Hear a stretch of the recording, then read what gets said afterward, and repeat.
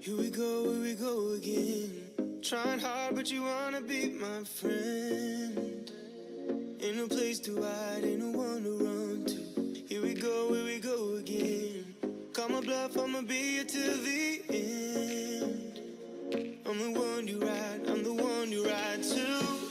If you don't wanna change, ain't no place to hide, ain't no one to run to. If you don't wanna change,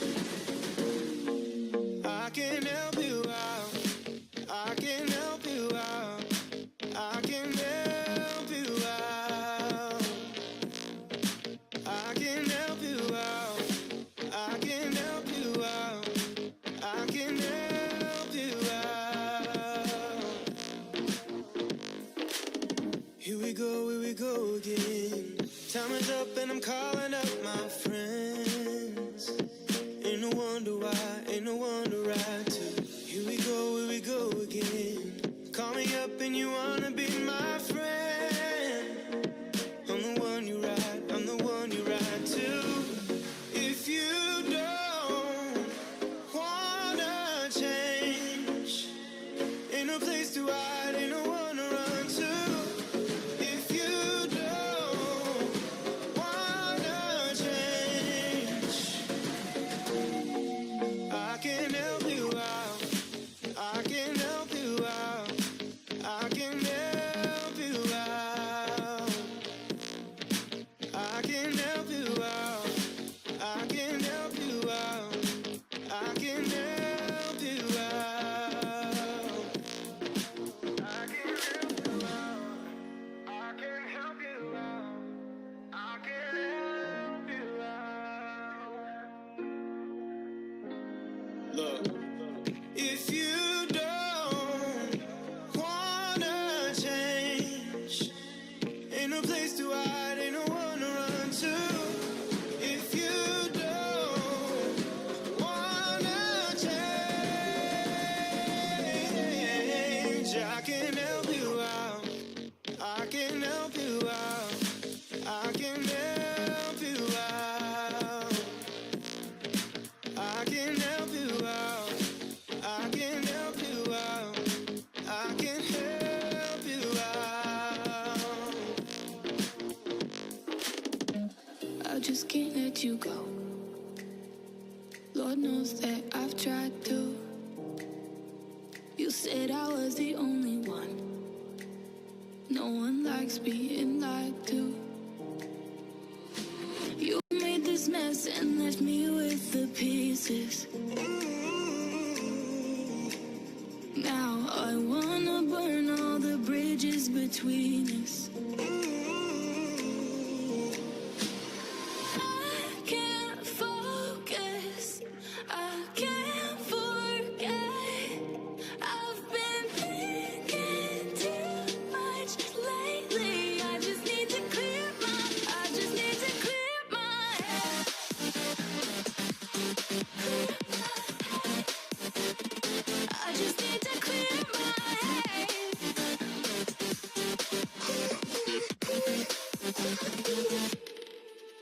I've been stuck on your memory, but it's not like I need it.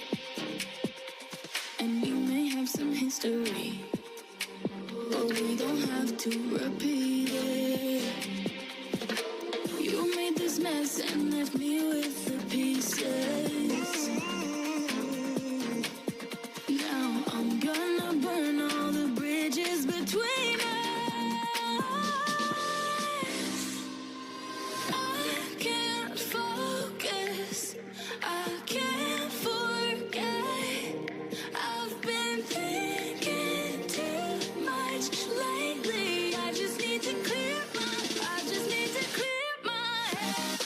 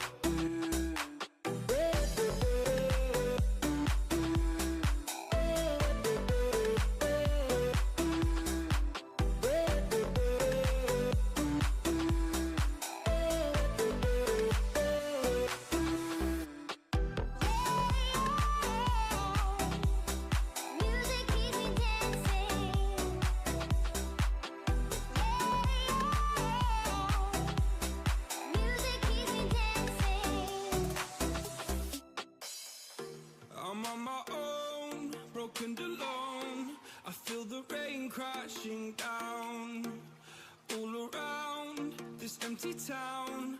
I'm searching for the lost and found, but you don't care, you're unaware. Keep moving like the scars aren't even there. It's in the air like a blazing flare. Don't stare 'cause the flames will burn us. I thought you were the one for me. That's why I gave you everything. Held you close by the stormy seas. Oh, you meant the world to me. I used to kiss your head when you cried for me. Hold your hand while the pain was over. Keep you warm by the roaring sea. You meant the world to me.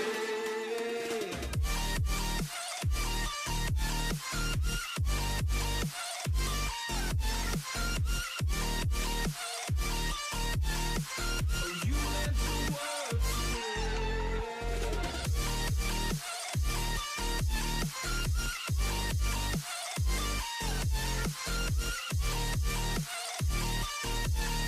Oh, you meant the world to me. My darling dear, you're never here. When I'm in pain, you hide and disappear. Like shadows in the atmosphere, charting the stratosphere. Yeah. I prayed for you and kept you near, in hopes you'd chase away my fears. I'm on my own, you made it so, and now I'm chasing nightmares through. I used to run with you through the great big leaves, laugh at you when you laugh at me. Hope for us because I believe the home was just you and me. I thought you were the one for me. That's why I gave you everything. Held you close by the stormy seas. Oh, you meant the world to me.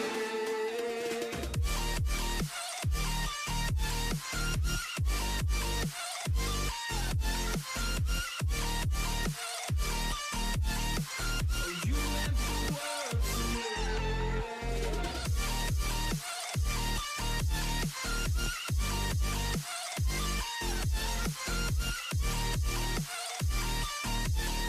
Oh, you meant the world to me.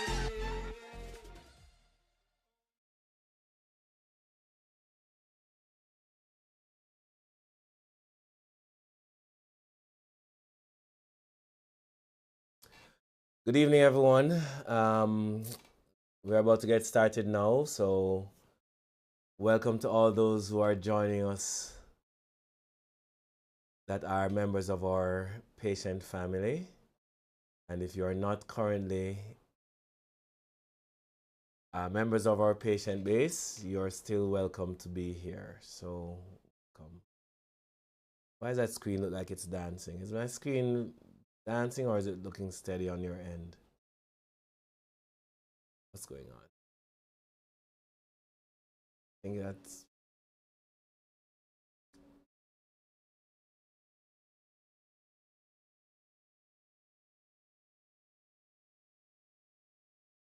okay.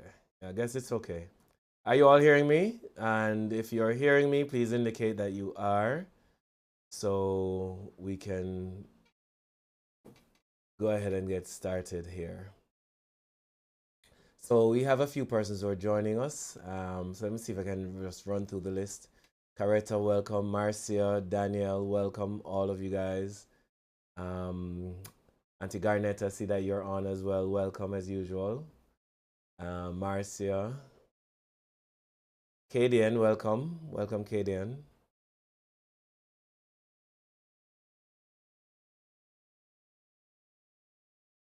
All right, cool.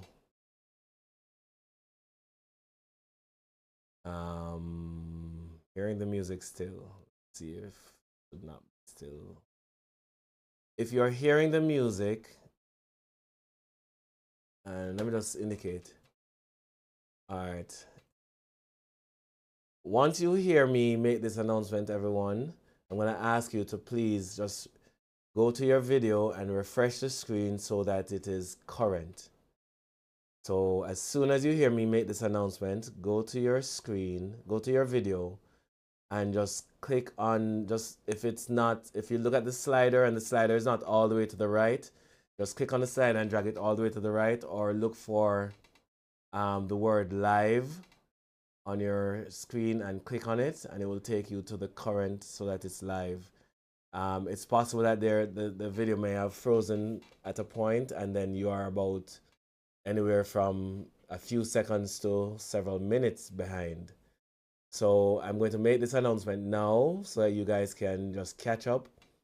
And by the time you become current, I should be still doing some preamble stuff. You wouldn't have missed any of the lecture. If you join us a little bit later on, right now it's 6:31. So if you join us at a time later than that on March 19th, then you may end up just better off just staying where you are and just watching it through, because you probably won't catch up. You probably end up missing information. So if that's the case, then yeah.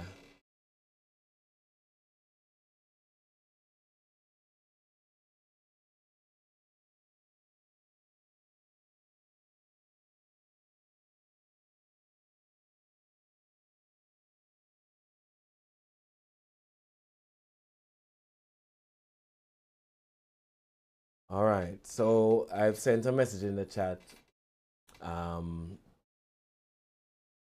for you guys to pull the slider across just to ensure that you catch everything.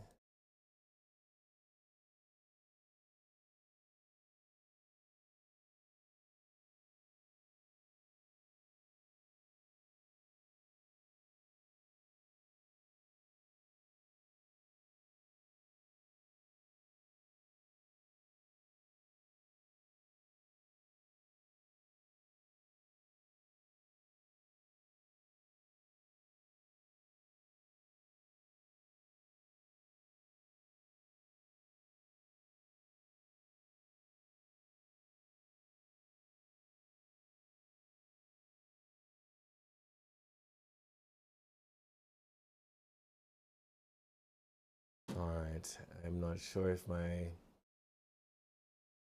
having a little challenge on my side, guys. I'm just going to try to sort it out here real quickly. It might just be because I have too many windows open, so I'm just going to close up some windows. Yeah, fixed it.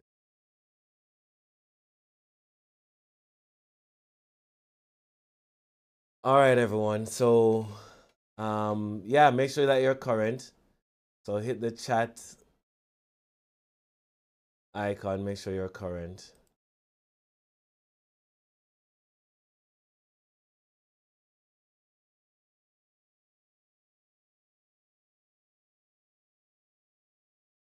Okay.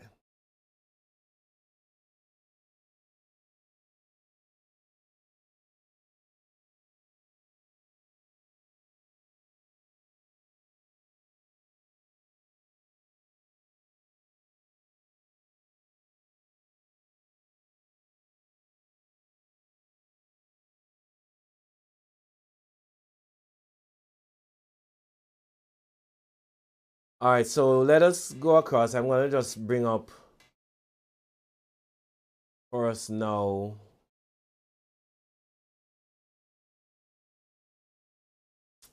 our PowerPoint, so you can track with us as we're going along. Welcome again, everyone. And there's a handout that goes with the PowerPoint. I'm going to actually put this link in the chat section of our video.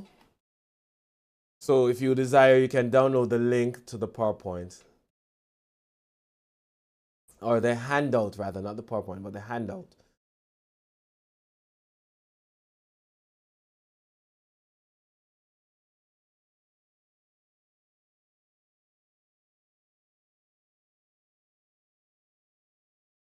All right, so I'm gonna just pin this comment and make it there. So if you would like to download the link to the lecture, I'm gonna invite you to just go ahead and click on the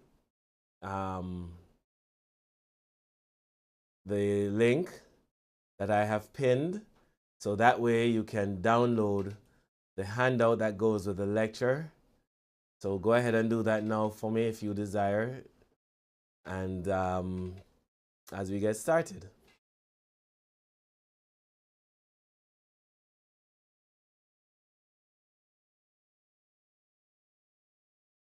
All right, everyone. So first and foremost, we have the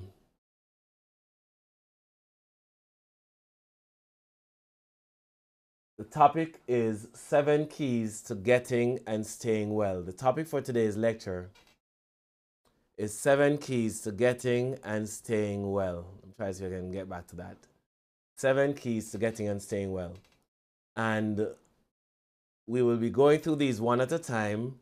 You will have an opportunity to ask questions by just going in the chat, write your question in the chat, and eventually I'll see that you've asked a question and I'll try my best to answer that question. Now, usually it is preferred that the question relates to what we're discussing somehow.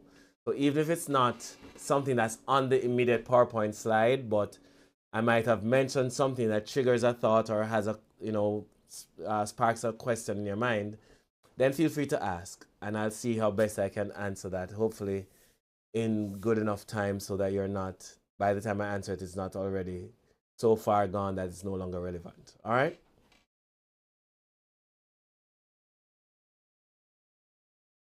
So here we are.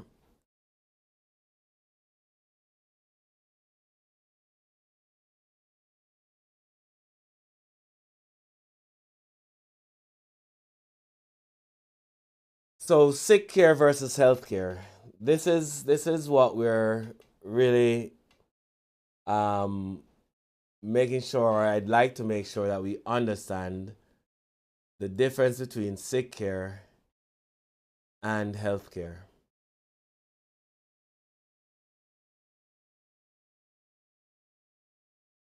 The first difference is that, and just to help you understand what I mean, and so to define our terms, sick care speaks to the type of health care offering whereby caring or catering to the sick becomes the primary objective. So this means, therefore, that what we currently call the healthcare system is this sick care system. Not in a derogatory way, but in a way that highlights the focus of the system. So those who go to participate in the healthcare system, and according to the current model, they have to have something wrong with them first. They have to be sick first. If they're not sick, there is nothing that the system can really offer you the way it is set up. So as long as you understand that in this current model, the primary market or audience that is being catered to is a demographic of sick persons. If you understand that, then most of the decisions that you see that are made in this system will make sense. All right, so the system is not catering to getting sick people well. That's not the goal. The system is not catering to optimizing people's health and vitality. That is not the goal. There are 2 goals of this system we call the sick care system. The first is to ease suffering, and the second is to save lives. Ease suffering and save lives. And both are very important and noble reasons to have a system. However, persons oftentimes get disappointed or feel like they're not getting what they want out of the system, and it's largely because they don't understand how the system is set up. So as to prevent you, my people, from being frustrated by your lack of understanding, I'm bringing this to your attention. The catering to sick people is the primary objective of this current system we call the healthcare system. It's really sick care. And the hallmark of the sick care system is that it is reactive. So if you look here at the PowerPoint, you'll see sick care is reactive. which means simply that something has to go wrong first before anything can be done to address the issue. Something has to go wrong first. There has to be an issue to fix. Otherwise, the system cannot be engaged. The biggest difference between that and true healthcare is that true healthcare, on the other hand, is proactive, which means that the way that the decisions are made is that they're made with the hope or the goal of intervening before something has gone wrong, so as to prevent something from going wrong. That is the difference between what we call true healthcare and sick care. Sick care being reactive, waiting until something has already gone wrong, and true healthcare being proactive, seeking how to prevent things from breaking down in the first place. But the problem with the healthcare system or the sick care system is that we are in a crisis as it relates to that. And it's not just about what's happening now in Jamaica with the whole Cuba agreement and what is happening there. I'm so disheartened by this whole thing because there's so many of my friends who are medical doctors who got their training in Cuba. I've myself visited Cuba several times as an athlete, and you know, it is really sad to see where we are in our country. And I'm not going to make this a political conversation, but I just want to offer that I too feel very badly about the whole thing, and I'm hoping that good sense will prevail and that the healthcare program that was set up in place that's over 50 years old now with the Cubans will be reestablished, and that they will continue to be able to offer their humanitarian services all across the world, including Jamaica. So, enough said. But we're in a crisis as far as it relates to healthcare, and that crisis is primarily because we're not matching the right remedy to the respective problem. You know, when you're in kindergarten and you learned put the round peg in the round hole and the square peg in the square hole. I don't know if you remember those things. I mean, I remember it in kindergarten. I have a good memory, by the way, as far as when I was a young child. Well, if you don't match the right problem to the right solution to the right problem, it will not work. It will not fit. And so the problem that exists in the healthcare system as it is that the main reason for persons to take advantage of the healthcare system is because of poor lifestyle choices. The diseases and illnesses that take up all the hospital beds, or the majority of the hospital beds, are all diseases that are caused by poor lifestyle choices. These poor choices in lifestyle is what has led to the pandemic of ill health that we have right across the world, and Jamaica is no exception.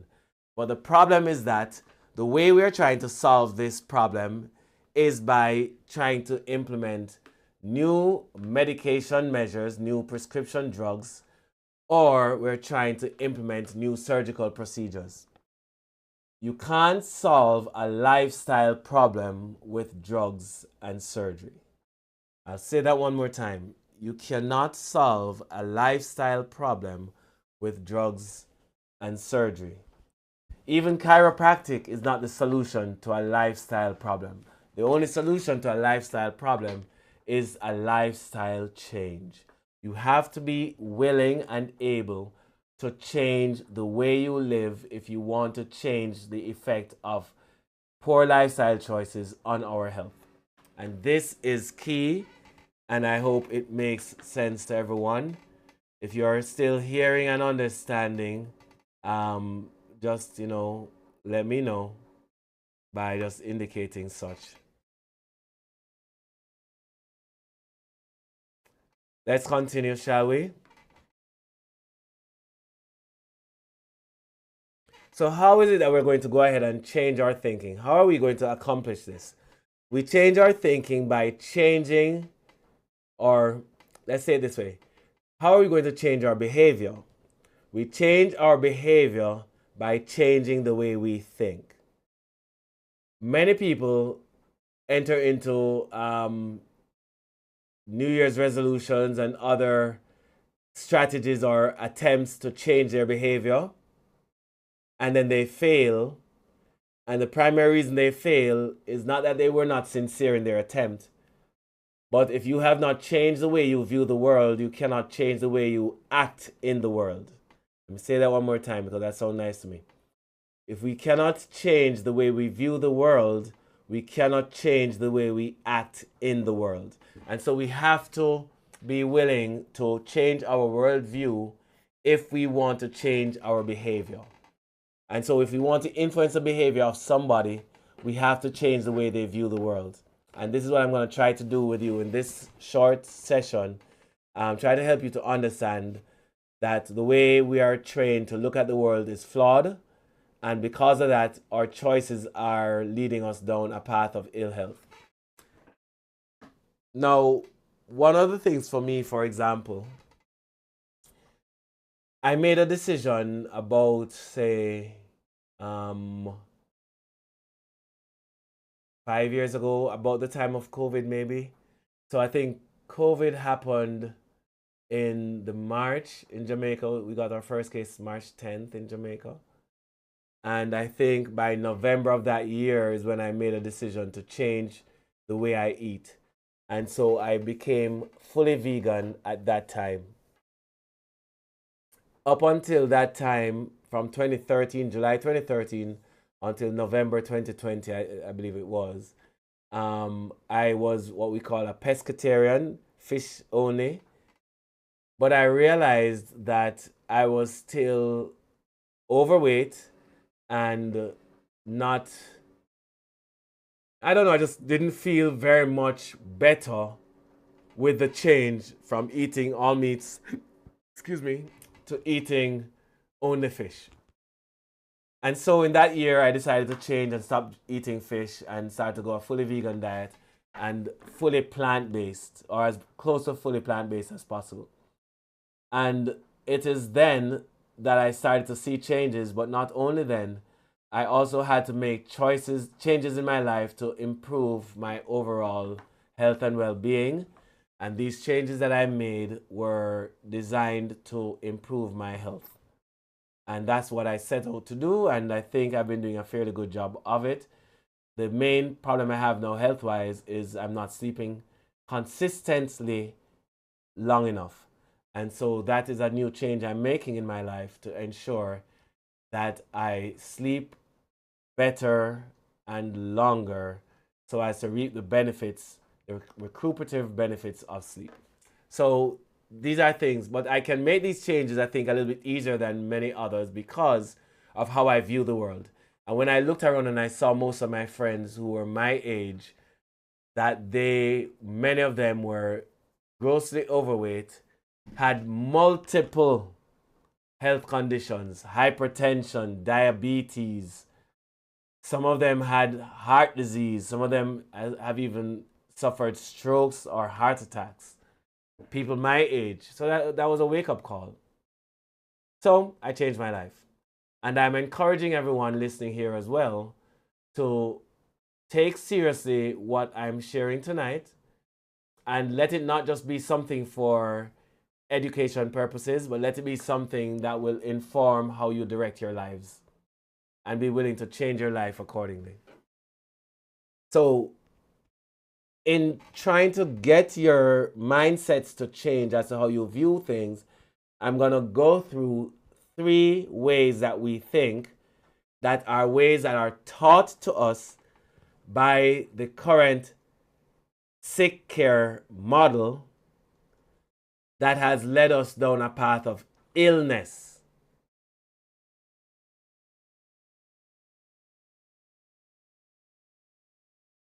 So I see some very important points being brought out.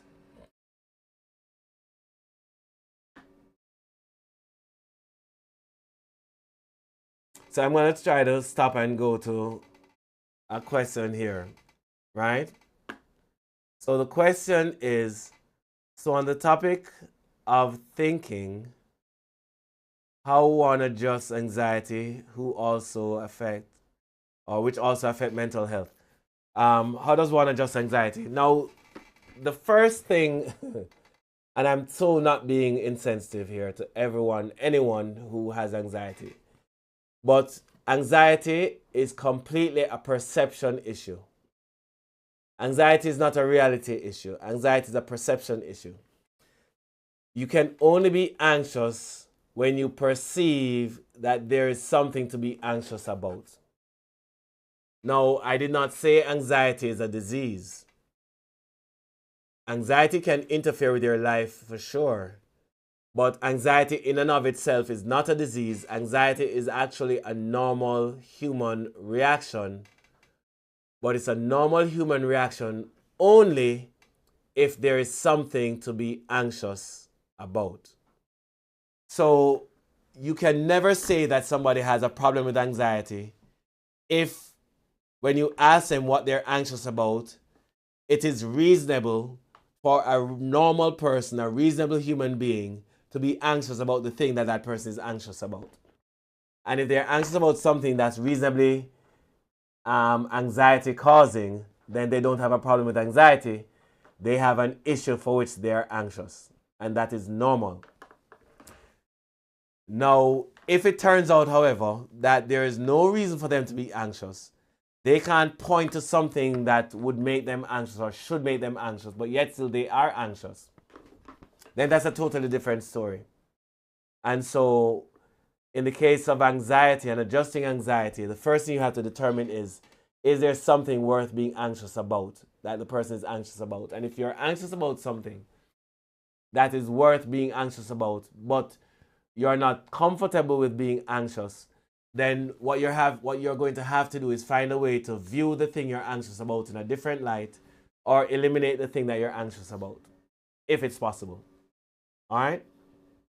And once that thing is no longer a threat, once that thing is no longer there, you will go back to normal. It is as simple as that. However, if there's nothing for which you should be anxious, but yet still you are, then that one's a more difficult situation. And in that case, then professional help might come into play. So I hope that makes sense to you. I hope that's somewhat clear. And mental health issues are real, but poorly understood, even by the best professionals around us. Mental health is poorly understood because of all the fields that are involved in healthcare and medicine in particular. For most conditions or most specialties, there is a way or a test that one can do to determine physically if something is wrong with the body, and therefore what can be done and needs to be done to address it.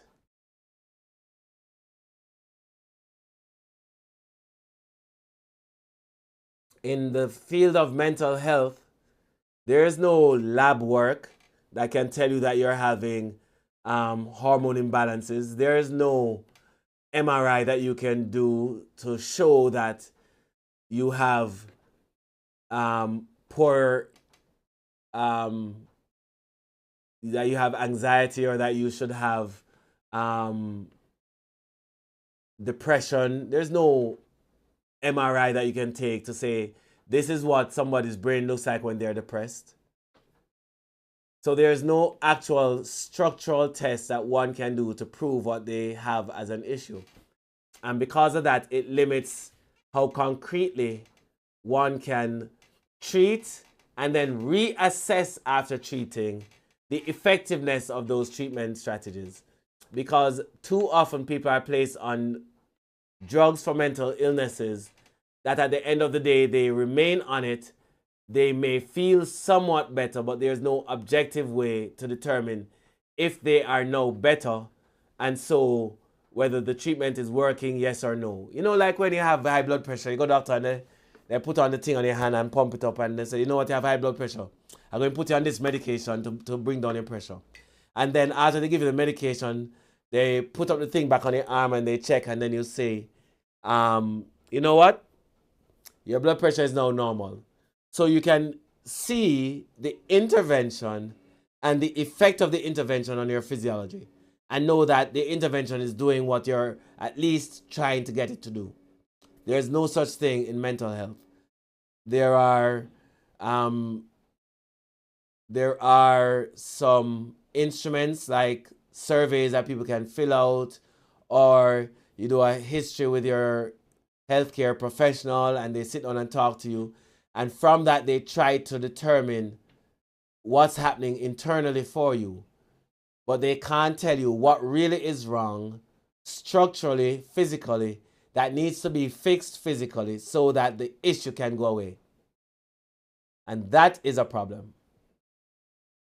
So I hope that makes some sense. I didn't want to, and I hope too that I'm certainly not bashing the healthcare system and what it is. Certainly hope I'm not bashing it and what it is that it is about, because as far as mental health is concerned, I think it's an important endeavor. It might not be the best, but it's what we have. So we have to work with the professionals that are trying their best to help us. But I was just pointing out simply that there are limitations to the current system. So you have to take it with a grain of salt. Don't take it as gospel. All right? So let's move forward. So in the event of illness care,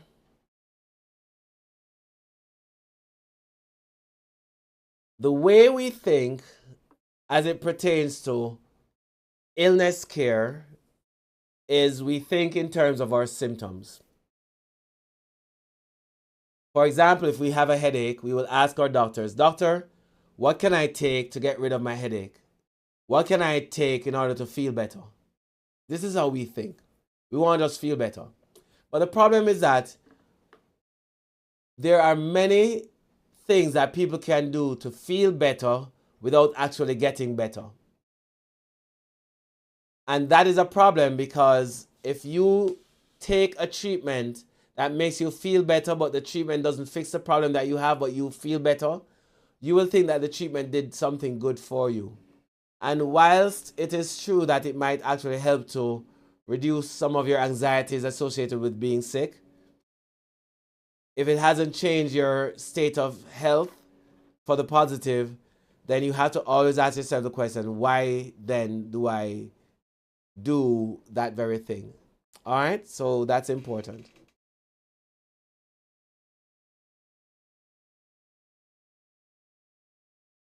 Let's continue. So feeling better is your goal. You know what's more important than simply wanting to feel better? Is getting better. It is more important for you to find what you need to do to recover from your illness rather than simply feeling better. And that is key. The next thing is the whole issue of wellness. That's a new buzzword that has been around for the last probably 10 years or so. Wellness. And wellness is treated as though it's some kind of a destination. You know, people say, I want to get well. Tired of being sick. I want to get well now. A wellness time now. The problem with wellness is that it's not a destination. Wellness is a journey. It's a process. And so if you think of it as a destination, you're going to sell yourself short and you're going to lead yourself down the path of frustrations. And we don't want that.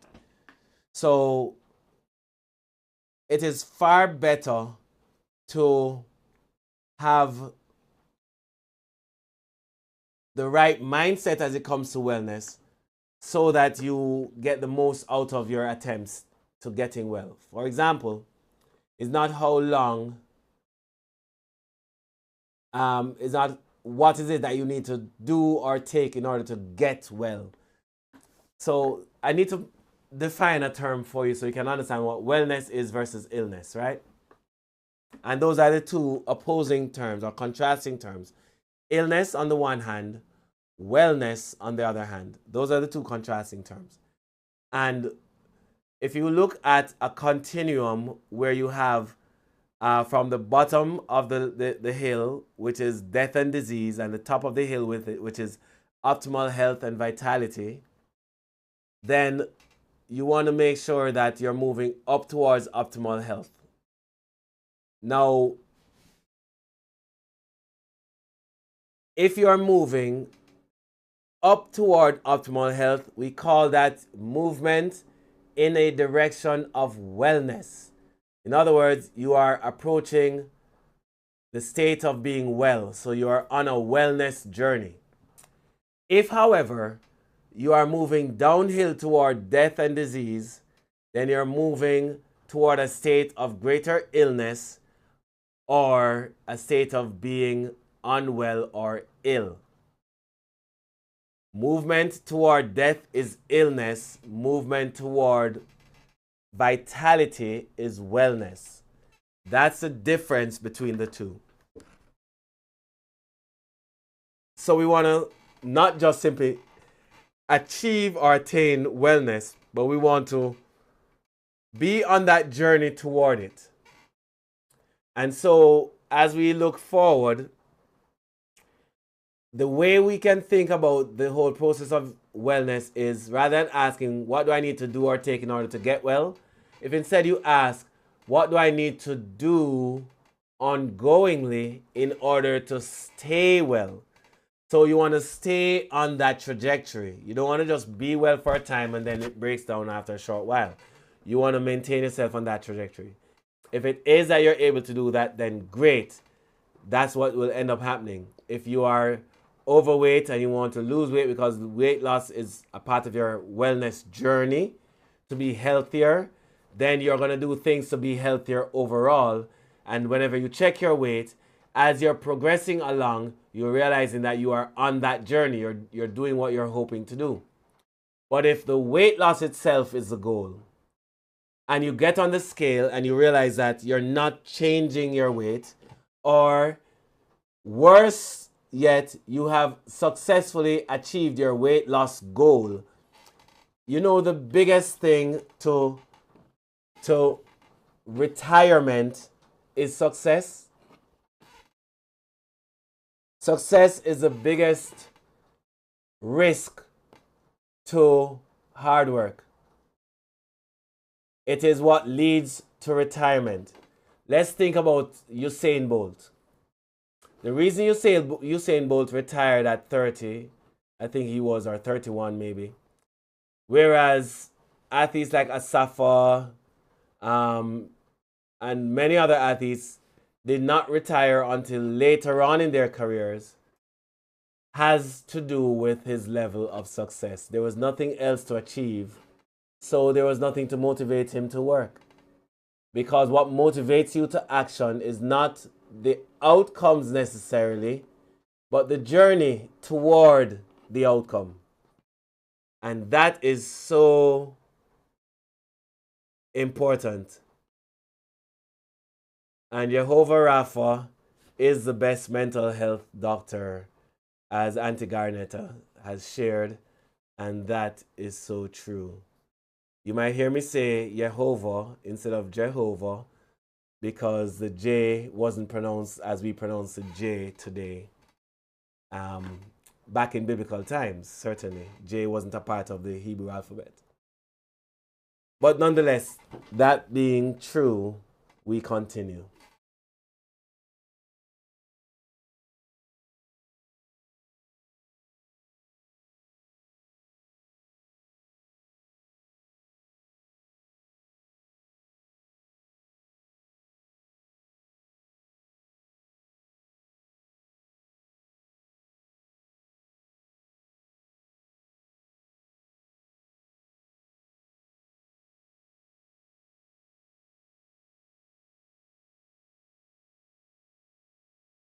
So let's continue, shall we?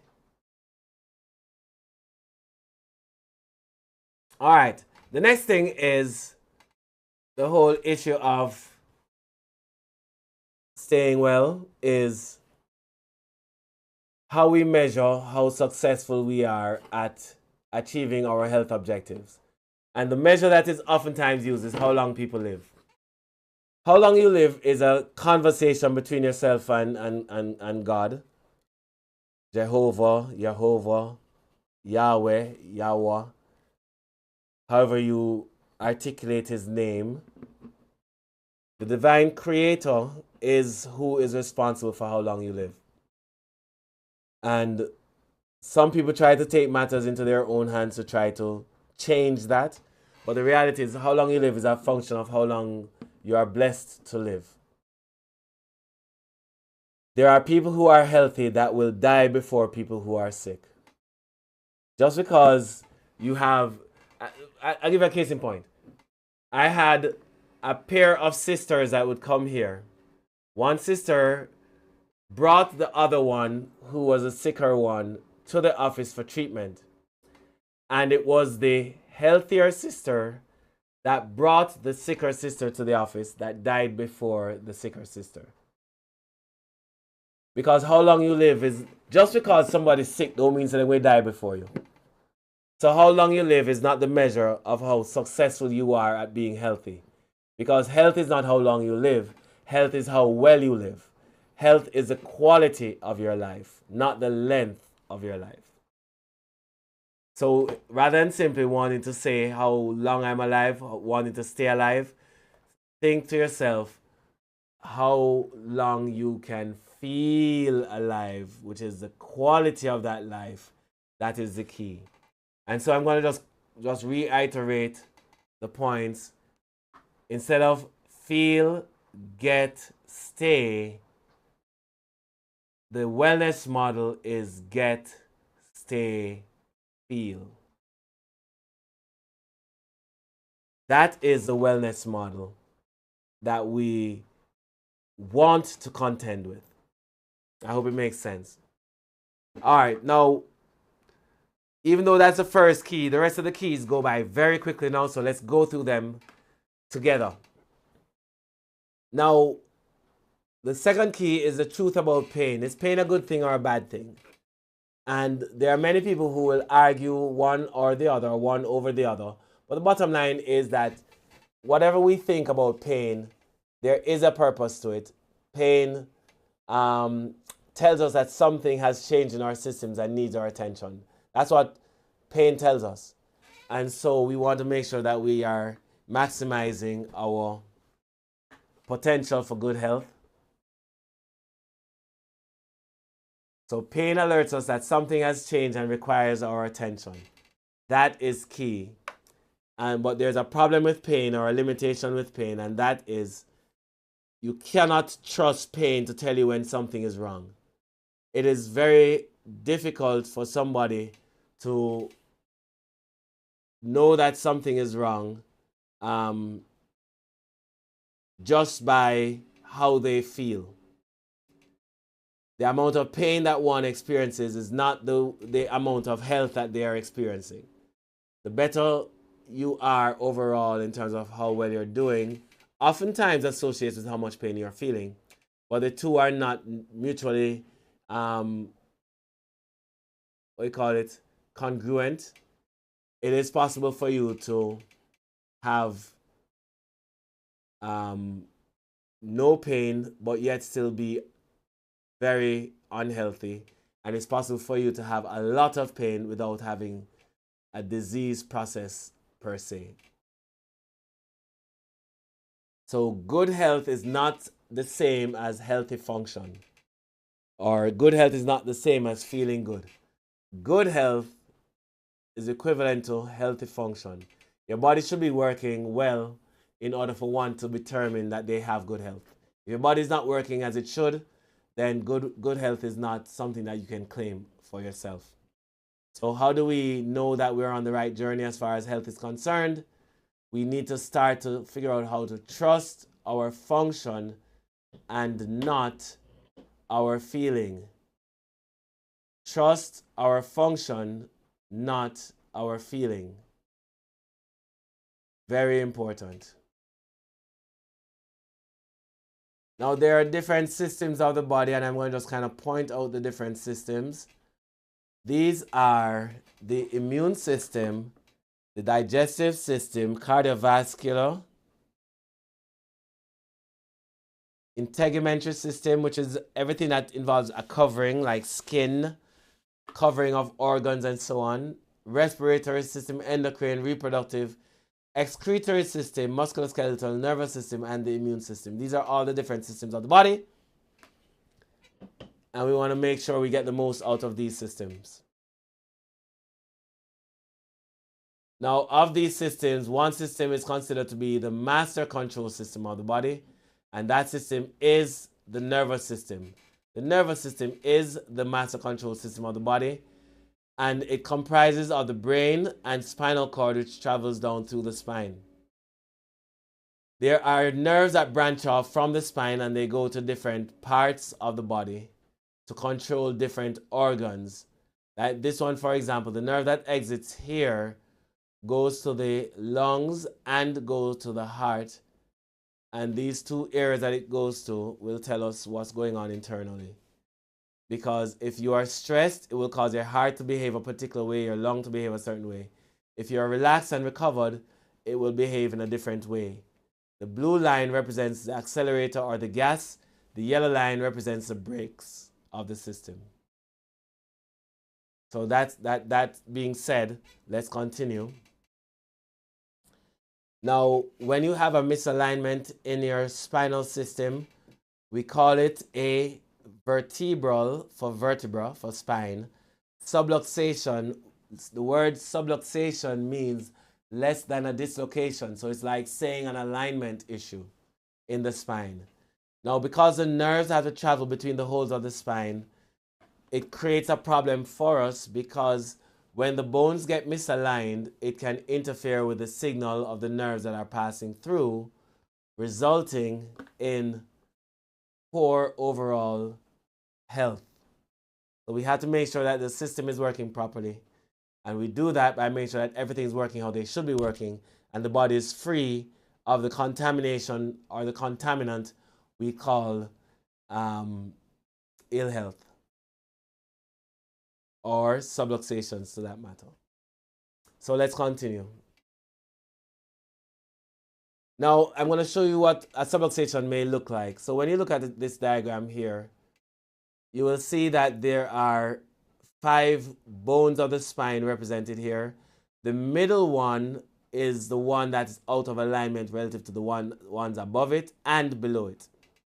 But when a bone gets pushed out of alignment, it causes a situation where the disc between the bones may slip. This is what we call a slip disc. And that slipping of the disc may either compress the nerve or the bone itself may compress the nerve. And either way, if you compress a nerve, we call it a pinched nerve. Pinched nerve. So this is a pinched nerve, this is a slip disc, and this is a vertebra that is shifted out of alignment.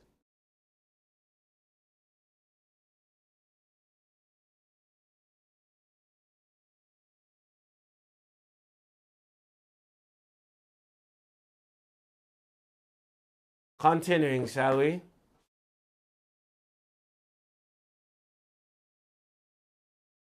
There are 3 types of stressors that exist.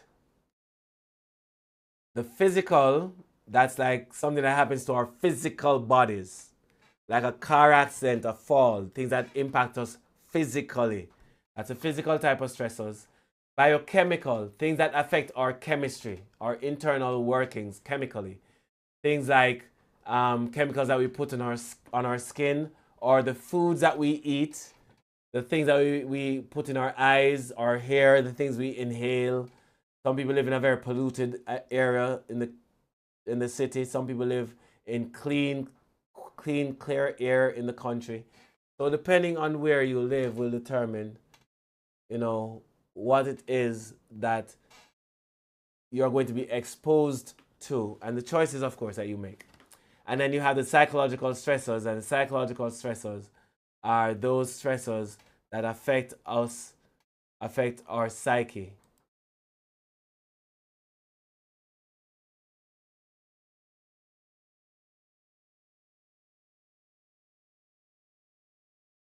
Now, the healthier our nervous system is, the better we can adapt to our environmental stresses. The healthier our nervous system is, the better we can adapt to our environmental stresses.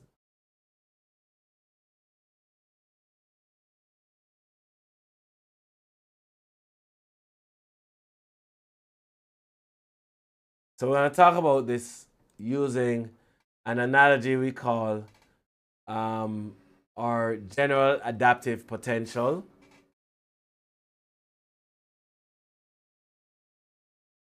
Our general adaptive potential, what we call our gap. I'm using this analogy to explain how it works that we get sick. Every gap will have an upper limit and a lower limit. The upper limit we call, we have our upper limit and lower. The space between the two is our gap. Now, the wider that space is, the wider our gap is, the healthier we are. The narrower the space is, the sicker we are. What makes the space narrow is not the lower limit, but it's really the upper limit. So if the upper limit doesn't go high enough, then our gap will be narrow. If the upper limit is very wide, then our gap is wide. So it's the upper limit that determines the width of our gap. Now, there are two things that will cause the upper limit of our gap to be affected. One is our internal resistance and our external stressors.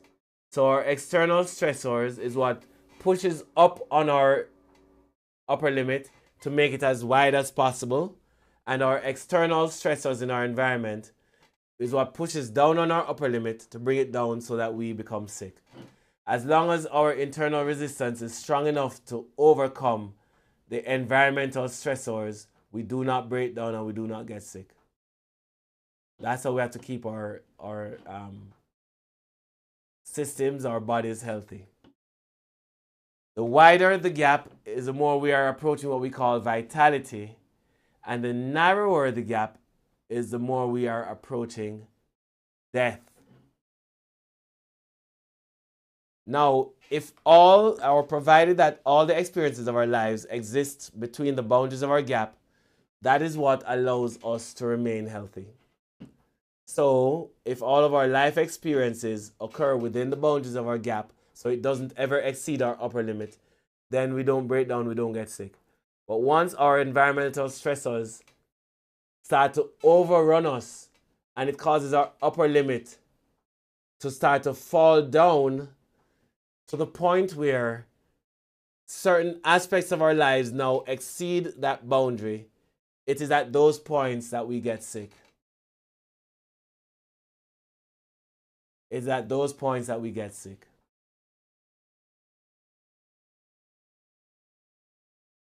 For some families, this point of illness might be high blood pressure. For others, it might be diabetes. For others, it might be cancer. But whatever it is only when our resistance falls and our upper limit is lowered that we are at risk of disease. As long as our gap stays wide enough, we do not break down, we do not get sick. And this is how we know when we are ill.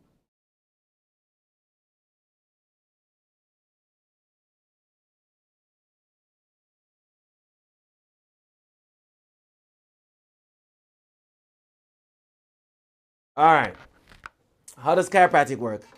Chiropractic, interestingly enough, works by widening our gap. Chiropractic widens our gap. And how does it do that? It increases or improves our nervous system function.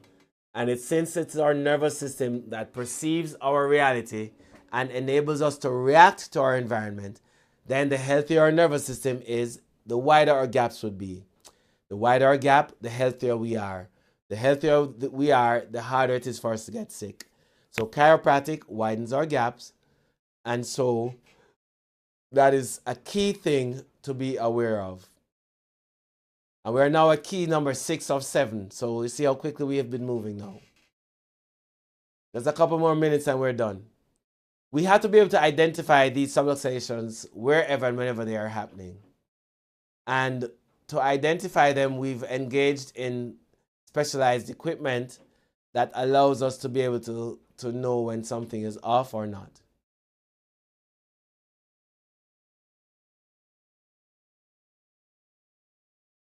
Our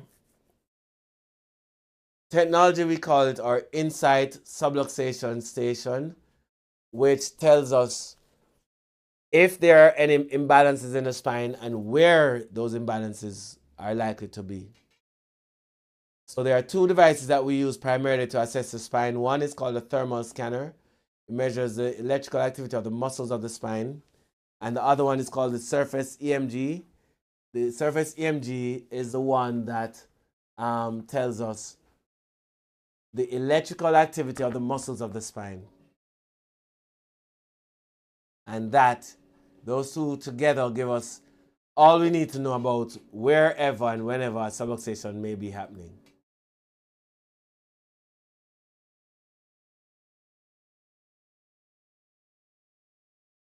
So what kind of doctor is a doctor of chiropractic?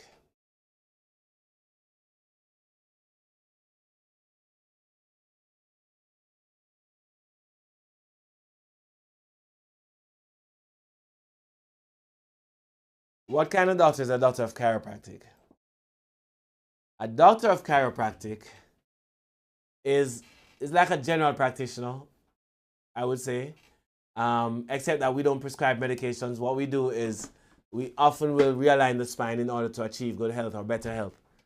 So there has to be a way of assessing the spine and then to correct it using chiropractic treatments. So how does it work is that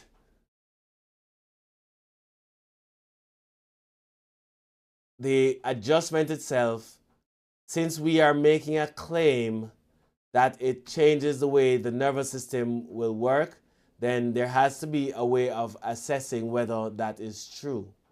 And I'm happy that there is a way to assess whether it is true, and that is what we have done.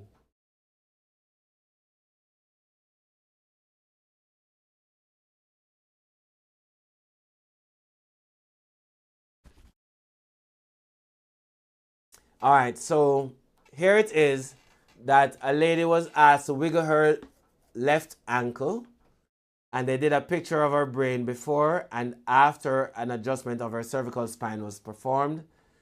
Before the adjustment, we saw areas of activity which are given by these lights that you see all over the place.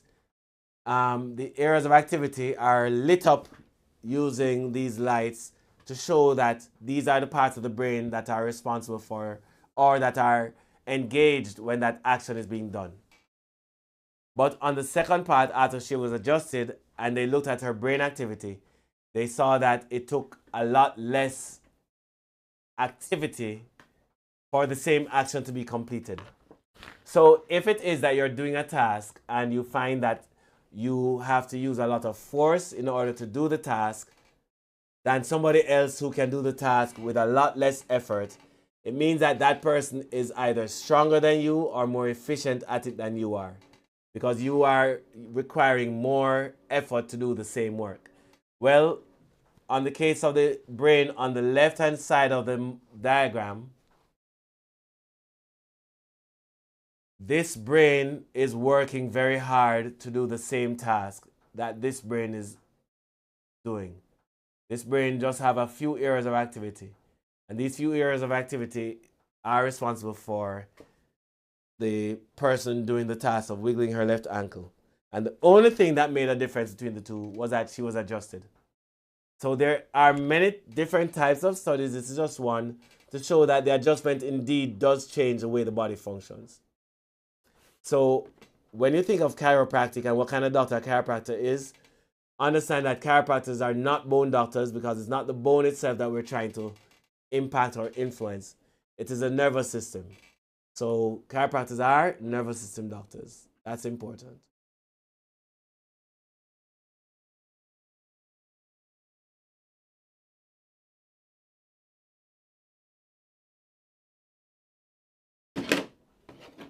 continuing. So we as chiropractic neurologists, for those who don't understand, are a special type of chiropractor who had to undergo continuing education, hours of training to become a specialist in the area, and to receive what is called a diplomate, not a diploma, a diplomate in the field by a licensing body called, for my case, it's the American Board of Chiropractic Neurologists, ACNB, or American Chiropractic Neurology Board. So a chiropractic neurologist not only is able to realign the spine, which is one of the things that we're trained to do, but we also are trained to do specific exercises to rehabilitate the brain itself. So we realign the spine and we retrain the brain, so to speak.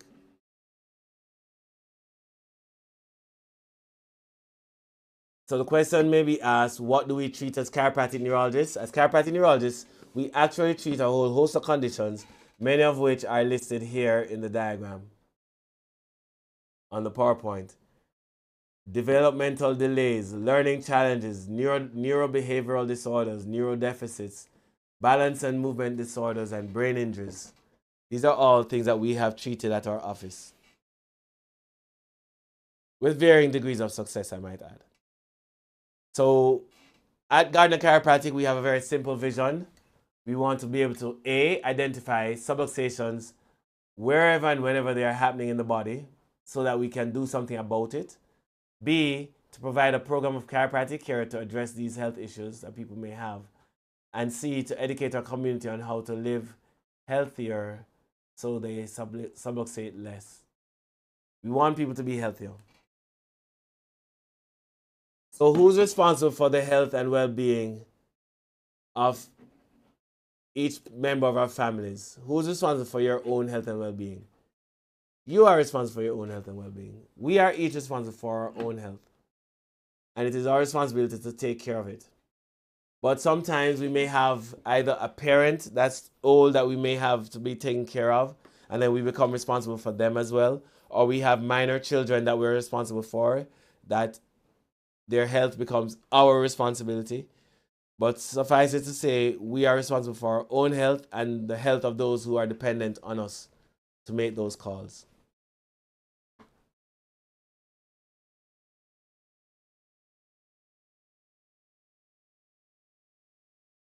Here it is that we have some testimonials on our YouTube page. So feel free to visit our YouTube channel so that you can tune into our page and watch some of these videos. They are very inspirational, I think.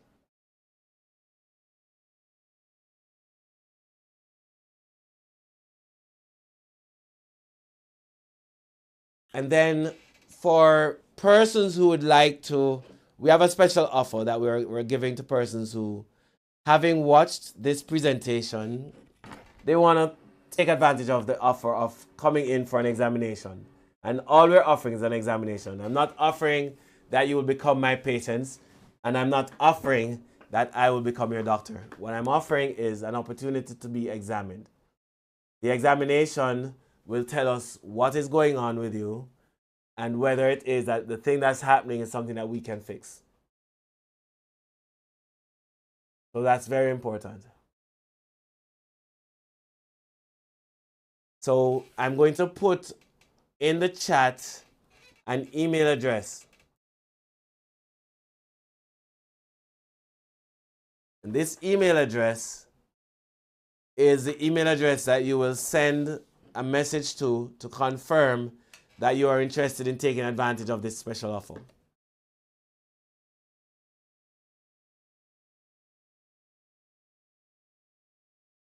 The email address is appointments at gcnjamaica.com, and that will tell us, whether you are serious about coming in and being a patient, to being examined or not. And either way is fine. This is just an offer for you to be able to take advantage of if you so desire. You may ask the question, so what it is that they're going to be given. All right. So what you will get by this offer is a 40% discount off your new patient examination and neurospinal scans. This is a big discount. I mean, it's probably over $5,000 or whatever the discount would work out to be. Maybe even more than that now. So write an email, send it in that group, and say, all you have to say is, I watched the presentation online and I'd like to schedule an appointment to come in to be examined and yada yada.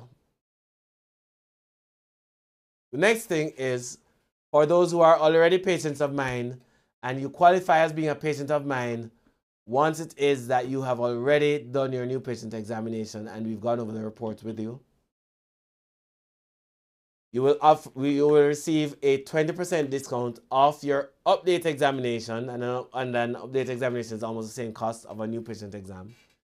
But you will also receive a 20% discount off one treatment per person referred. For each person that you refer, you get a 20% off one treatment.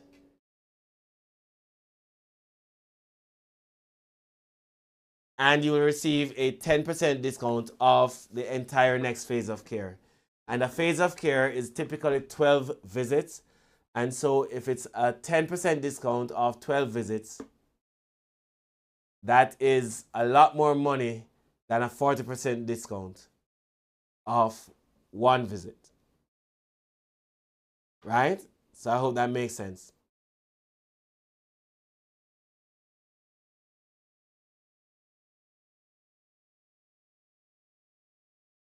So this brings to the end our presentation. I'm going to stick around just for a minute or two to answer any questions that anyone may have. But if you want to find us online, you may find us in one of the following ways. At our website at gcnjamaica.com, gcnjamaica.com. You can find us at Facebook, on Facebook at facebook.com/GCN Jamaica. Or you may find us on YouTube at Gardner Chiropractic. Put that in the search, Gardner Chiropractic. Or in Facebook at Back to Health Talk Show. And it's not just Facebook, but also at our same Gardner Chiropractic website. We've started to stream on YouTube as well. So my hope is that you'll get the benefit of those.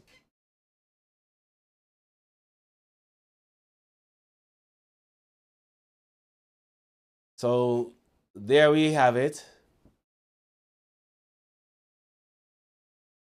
The 7 keys to getting and staying well.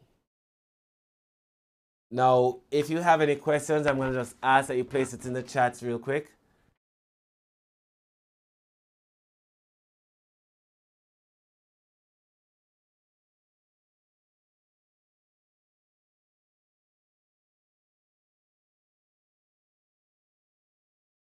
All right, so do you have any questions for me? I'll just monitor the chats real quick, or any comments about the class that you've heard.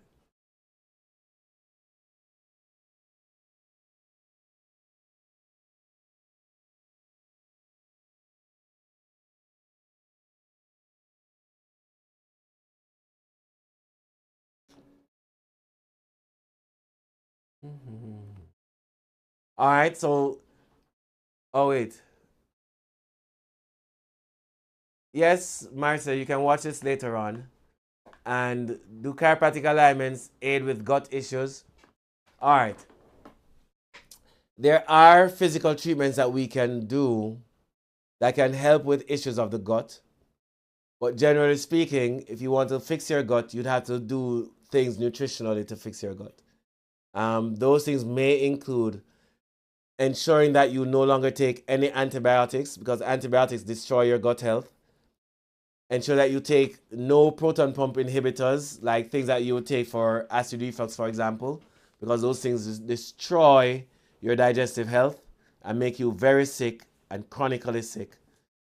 And you also have to now take probiotics, which will help to replenish the good bacteria And there are other things that one can do to improve your gut health. But those are certainly things that are important to do. And sometimes just by stopping the bad, harmful things that you're doing to yourselves might be all that you need to do for your body to eventually heal. But doing specific things for healing is also important.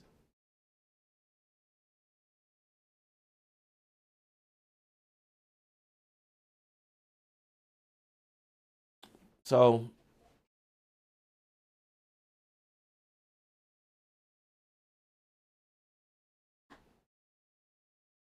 so the question is, and it's a very good question.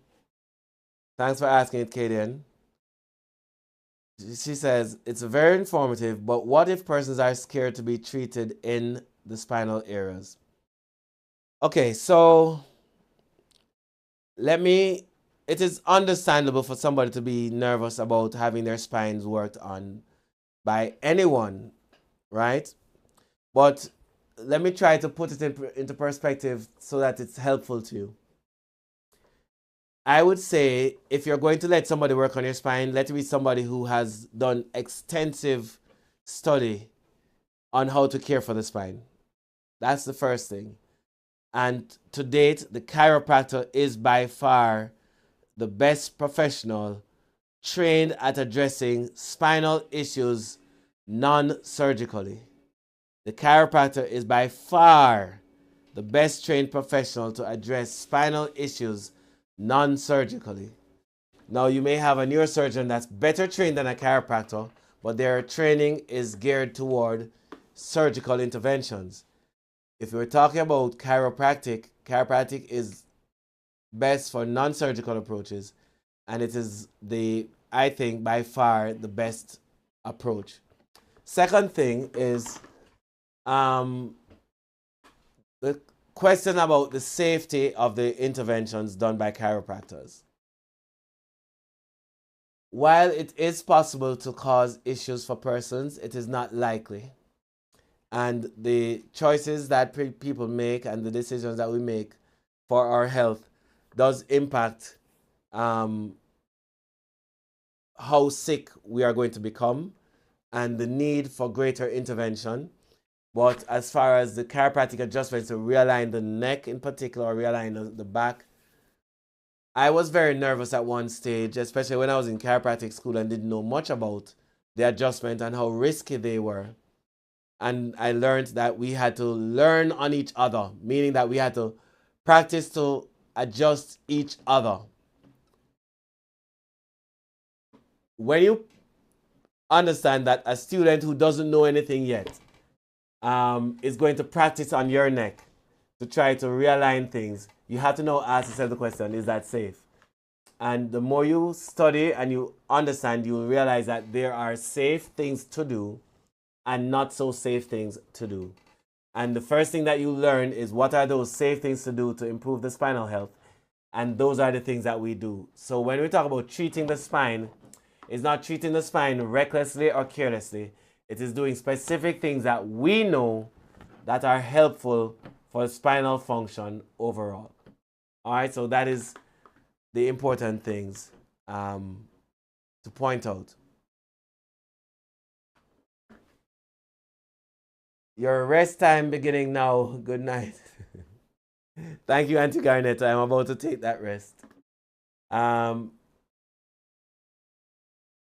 Do you have a diet schedule? A diet schedule?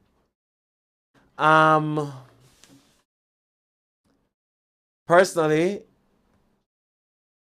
so generally speaking, if you're asking me how frequently or how often I eat 3 times a day generally. I eat at breakfast, I eat at lunch, and I eat at dinner. I try not to eat late for dinner, so sometimes if it's too late, I might not really eat anything. But I will always have a fairly big breakfast and a fairly big lunch. My dinner, if I have it, is not usually very big. And I try to have it about 6, 7 o'clock, thereabouts. So these are things that I try to do as far as my schedule of diet is concerned.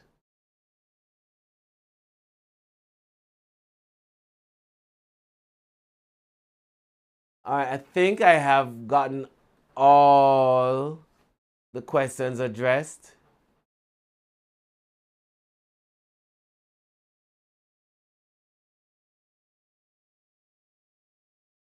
Yep, I think I got all of them. So it was such a pleasure getting to be able to spend this time with everyone. Um, we will do this again next month, the third Thursday in the month of April, which I think is the 17th of April. So let's see if it is. Second, 9, 16th of April. So April 16th, I believe, is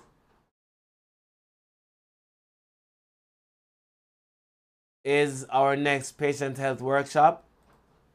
So thank you so much for all of you guys who joined us and all who will find us at some later time. I wish you all the best with everything, and it was my pleasure sharing this moment with you. Just remember that if you want to be well and you're not satisfied with how you are now, you have to embrace the idea of making changes in your lives.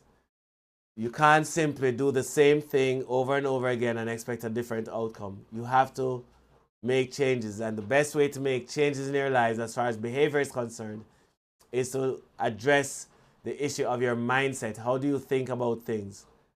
Do you want to simply just feel better, or you want to actually get better? Do you want to get well, or do you want to stay well? Do you want to stay alive, or do you want to feel alive? These are important questions to ask to ensure your overall health. So I wish you all the best, and thank you so much for joining us tonight, and we will discuss again at a later time. Blessings to everyone, and have yourselves a wonderful and good night. Thank you, Daniel.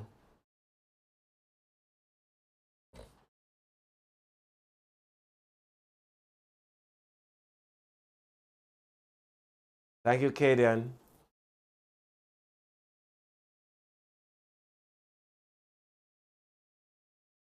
The diet is more for you. Can't give you a diet recommendation without knowing what you're currently doing and what your goals are. But as far as diet is concerned, Marcia, what I would say is best person to speak to would be a nutritionist or a naturopath. I would prefer a naturopath than a nutritionist, because the naturopath, I feel more comfortable about the way they view nutrition overall, more so than even nutritionists. But there are wonderful nutritionists out there that know their stuff and will be excellent resources as well. So I don't want to just bash a profession, you know. There are people who I know as nutritionists that do a very good job and know a lot. Alrighty, good night everyone. Have a wonderful, blessed evening.